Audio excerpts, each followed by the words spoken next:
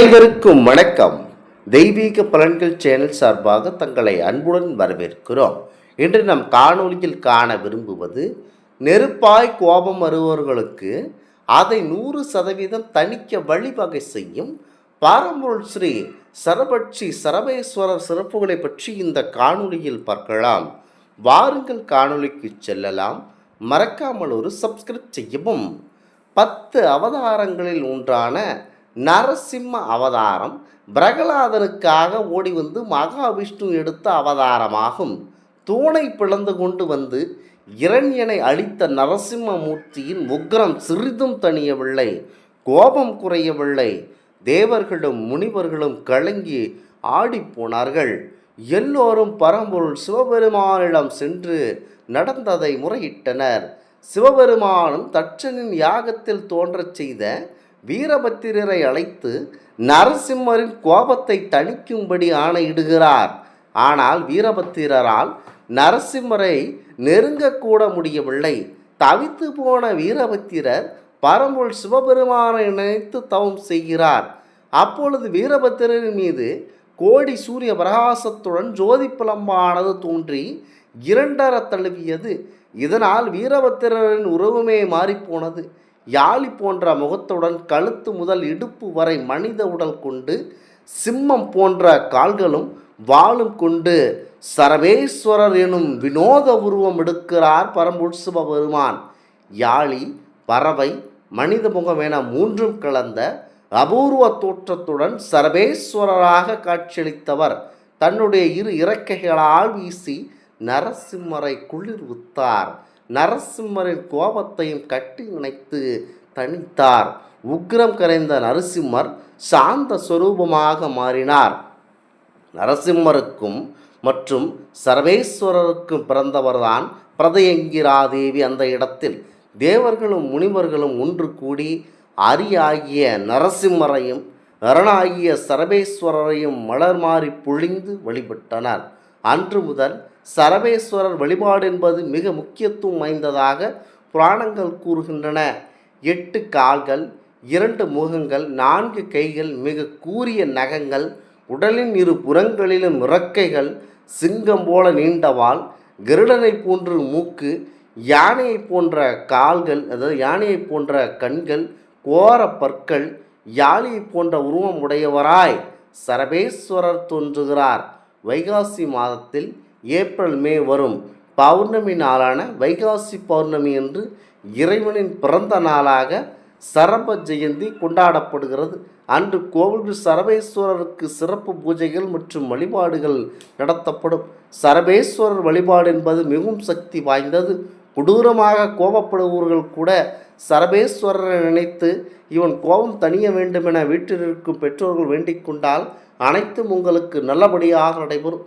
சரபேஸ்வரருக்கு அருகம்புல், வில்வம், செவ்வரளி, சிகப்பு நிற ரோஜா பூக்கள், சிகப்பு நிற மலர்களை கொண்டும் வாசனை திரவியங்கள் மலர்கள் கொண்டும் அர்ச்சனை செய்து நிவேதனமாக இளநீர் மற்றும் பழங்களை படைத்தும் தாராளமாக வழிபடலாம். சரபேஸ்வரரை வழிபடும் பொழுது அவருக்கு இருபுறமும் இருக்கும் சக்திகளான பிரதியங்கிராதேவி மற்றும் சூலினி துர்க்கை ஆகியோரையும் நினைத்து வழிபடுவது முழுமையான பலனை தரும். மாதப்பிறப்பு, பௌர்ணமி, அமாவாசை மற்றும் ஞாயிற்றுக்கிழமையில் இவரை வழிபடுவதனால் மிகுந்த பலன்கள் கிடைக்கும். ராகு காலத்தில் குறிப்பாக ஞாயிறு மாலை 4:30 மணியிலிருந்து 6 மணி சிறப்பாக வழிபடும். இவர் நாள் வழிபட்டு, அதாவது ஞாயிறு மாலை 4:30 மணியிலிருந்து 6 மணி உள்ள நேரத்தில் சிறப்பாக வழிபாடு நடத்தப்படுகின்றது. இவர் நாள்பட நோய்கள் மற்றும் தேவையற்ற மனக்கவலைகள், கோபங்களை போக்குபவர். சரபேஸ்வரரை வழிபடுவதன் மூலம் சட்ட பிரச்சனைகள், எதிரிகளுடைய தொல்லைகள், தீய சக்திகள் மற்றும் மனபயம் போன்றவை தாராளமாக நீங்கும். முக்கியமாக மயிலாப்பூர் ஸ்ரீ வெள்ளீஸ்வரர் கோவில் சரபேஸ்வரருக்கு தனி சன்னதி உள்ளது.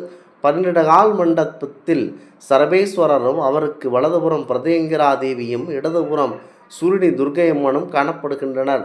இங்கு ராகுகால வழிபாடு மிகவும் சிறப்பு வாய்ந்ததாக நடைபெறுகிறது. தமிழகத்தில் சரபேஸ்வரருக்கென்று கோவில்கள் குறைவு. சில கோவில்கள் தனியாக சன்னதிகள் அமைந்துள்ளன.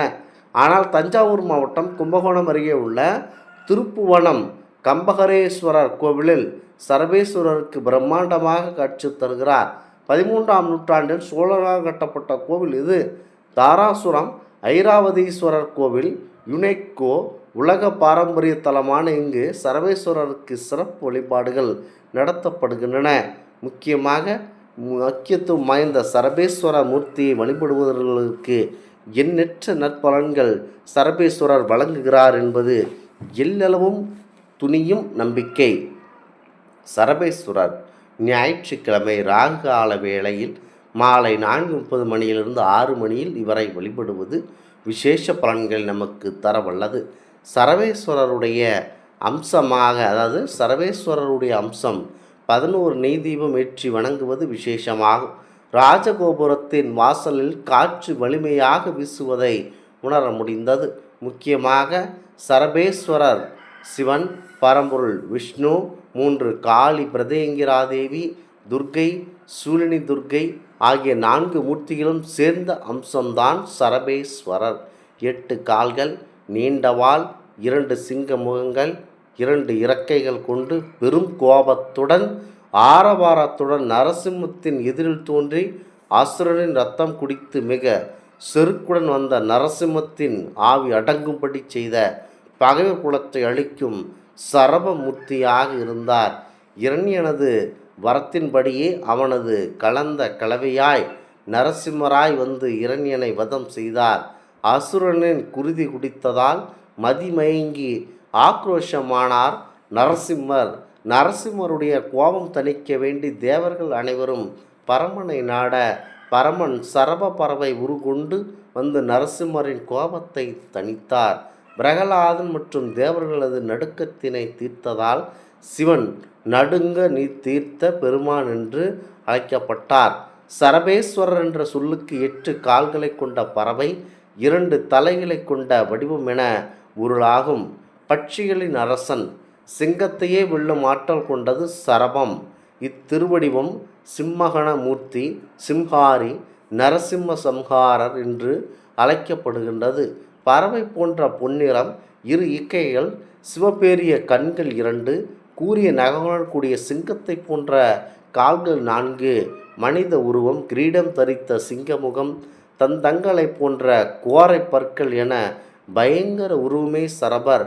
சூரியன், சந்திரன் மற்றும் அக்னியே சரபரின் 3 கண்கள். பிரத்யங்கிரா எனும் காளியும் துர்க்கையுமே இறக்கைகள், இந்திரனே நகங்கள், காலனே தொடைகள். சரபர் வழிபாடு சத்துருக்கனை அழித்திடும். முக்கியமாக தீரா பிரச்சனைகள், பிணிகள், கோபம், குழந்தை பேறு, பிள்ளிச்சூனிய தொல்லைகள் போன்றவற்றிற்கு நிவர்த்தி. சரப மூல மந்திரத்தினை 100 அல்லது 1000 முறை ஜபித்து அபிஷேக ஆராதனைகள் செய்தால் வாதம், சூளை போன்ற கொடிய நோய்கள் தீரும், மலட்டுத்தன்மை நீங்கும். சரப காயத்ரி மந்திரம் ஜெயிப்பது பாம்புகளிடமிருந்து காத்திடும். மிக அகோரமான எல்லா மிருகங்களும் இணைந்த உருவம் திடீரென தன் முன் தோன்றியவுடன் நரசிம்மருக்கு கோபம் போய் பயம் வந்தது. அந்த பயத்தினால் சரபேஸ்வரரை தாக்க முயன்றப்பட்ட போது சரபேஸ்வரரின் ஸ்பர்சத்தால் நரசிம்ம நாராயணனானார்.